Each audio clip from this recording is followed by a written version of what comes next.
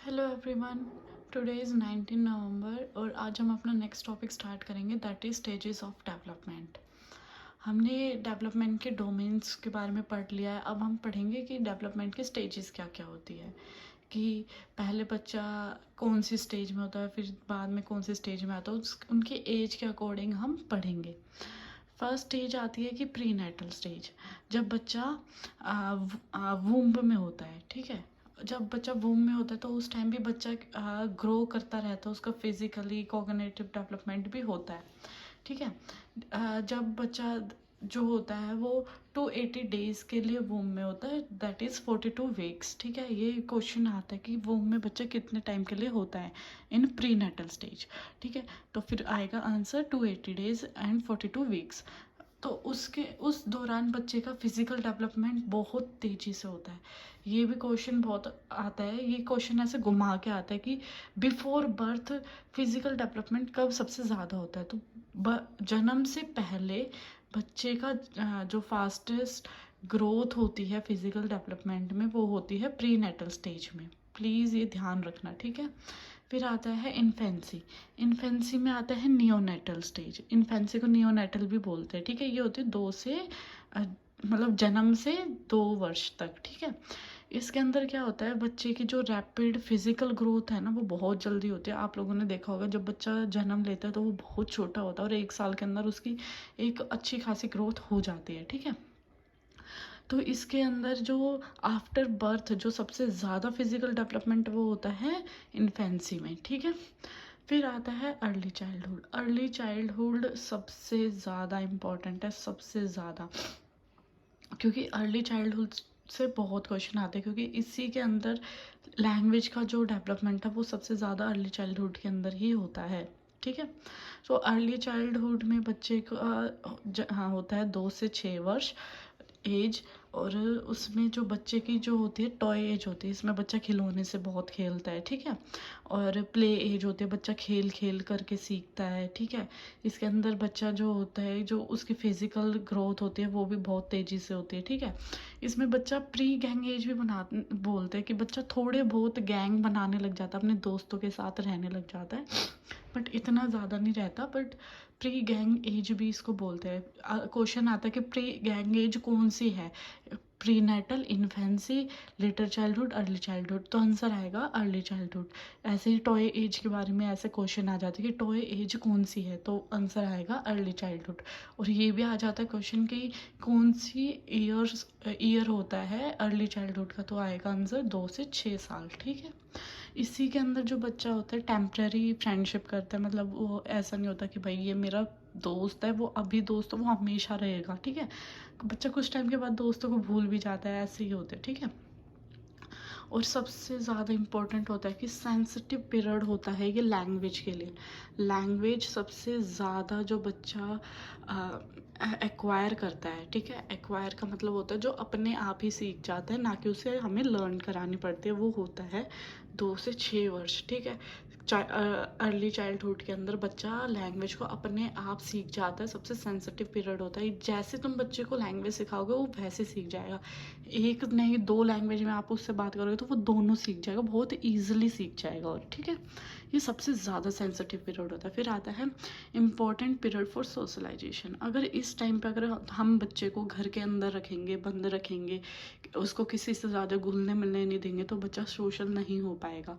अगर इस टाइम में हमने बच्चे को बहुत ज़्यादा सोशल करना चाहते हैं तो हम इस टाइम में कर सकते हैं।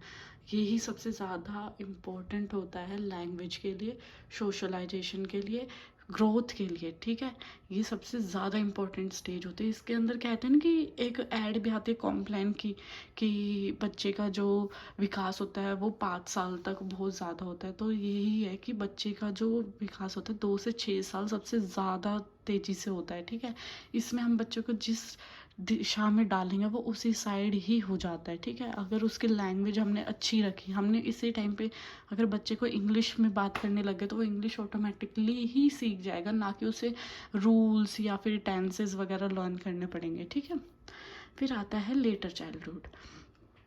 लेटर चाइल्डहुड होता है कि जब बच्चा 2 से 12 साल, ठीक है, जब बच्चा क्या कहते हैं स्कूल में जाना स्टार्ट कर देता है, ये होती है स्कूल एज, ठीक है। इसके इस क्योंकि इसी एज में बच्चे के स्कूल में जाना स्टार्ट हो जाता है, और इसी एज में बच्चा गैंग बनाने लग जाता है। जब वो स्कूल जाएगा तो उसके आसपास बहुत सारे लोग होंगे, तो वो होती है गैंग एज भी बोला जाता है इसको। किसको? लेटर चाइल्डहुड को। लेटर चाइल्डहुड को क्या क्या बोला जाता है? स्कूल एज, गैंग एज, ठीक है। और इसके अंदर जो फिजिकल जो ग्रोथ है ना, वो धीरे धीरे कम होने लग जाती है। मतलब जितनी रैपिड से अर्ली चाइल्डहुड में होती थी और इन्फेंसी में होती थी, इसमें धीरे धीरे करके वो कम होने लग जाती है। इसमें बच्चे की जो फिजिकल ग्रोथ है वो धीरे धीरे स्लो होने लग जाती है, ठीक है। Important period for motor development, इसी में कहते हैं ना कि बच्चे को स्कूल में हम बोलते हैं कि बच्चे को गेम्स वगैरह इन सब के अंदर डालो, तो इसी टाइम पे ही बच्चे के फाइन मोटर्स जो होते हैं ना वो बहुत अच्छे से काम करने लग जाते हैं, क्योंकि बच्चा लिखना सीखता है, ठीक है, ड्राइंग करना सीखता है, गेम्स वगैरह में जाना सीख जाता है, ठीक है। तो ये सबसे ज़्यादा इंपॉर्टेंट पीरियड होता है किसके लिए? मोटर डेवलपमेंट के लिए। क्वेश्चन ऐसे ही आता है कि which stage is most important for motor development? Answer आएगा लेटर चाइल्डहुड, ठीक है। Which stage is sensitive period for language? तो आंसर आएगा अर्ली चाइल्डहुड, ठीक है। और इसी स्टेज में बच्चा जो है फ्रेंडशिप करने लग जाता है, अपने सेम सेक्स में फ्रेंडशिप करते हैं। जैसे लड़के लड़के की एज गैंग अलग रहती है, लड़कियों की अलग रहती है, ठीक है। और यही एज होती है सूडो डेवलपमेंट। सूडो का मतलब होता है फेक, ठीक है। डेवलपमेंट नहीं आएगा, मैच्योरिटी आएगा यहाँ पर, सॉरी, यहाँ पे आएगा मैच्योरिटी, ठीक है। ये आएगा सूडो मैच्योरिटी की ये एज होती है।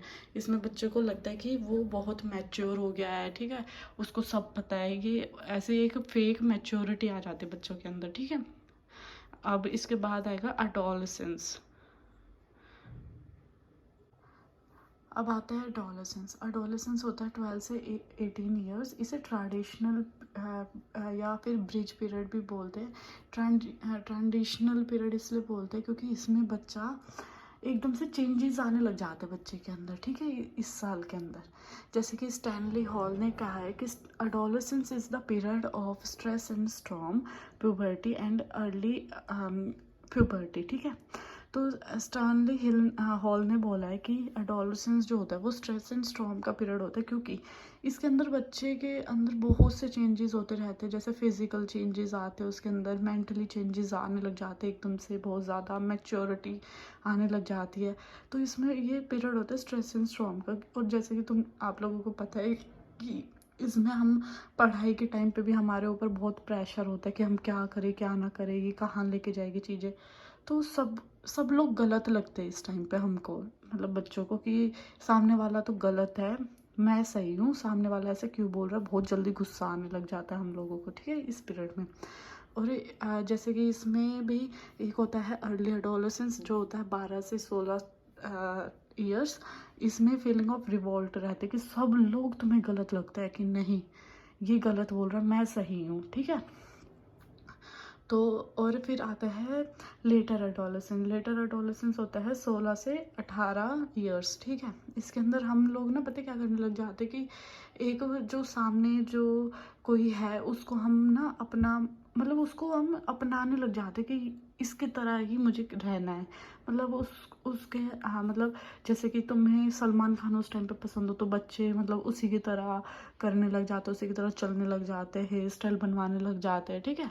आइडेंटिटी क्राइसिस रहते हैं इसके अंदर, क्योंकि इसमें बच्चों के बहुत ज़्यादा इमोशनल चेंजेस आने लग जाते हैं, इसलिए, ठीक है। जैसे कि देखो ब्रिज पीरियड कैसे होता है, चाइल्डहुड से एडोलसेंस में आना, ठीक है, एकदम से जो ऐसे चेंजेस आने लग जाते हैं, तो इसको बोलते हैं ब्रिज पीरियड। इसके बीच में चाइल्डहुड एंड एडोलसेंस, ठीक है।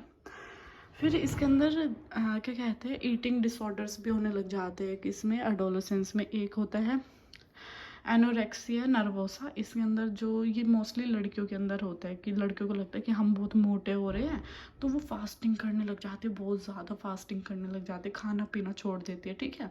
और ये होता है बुलिमिया नर्वोसा। इसके अंदर क्या करते हैं बच्चे ना, मतलब इतना स्ट्रेस में रहते हैं कि वो बहुत ज़्यादा खाने लग जाते हैं, मतलब इतना ओवर खाने लग जाते हैं कि उनको ना वोमिटिंग होने लग जाती है, ठीक है।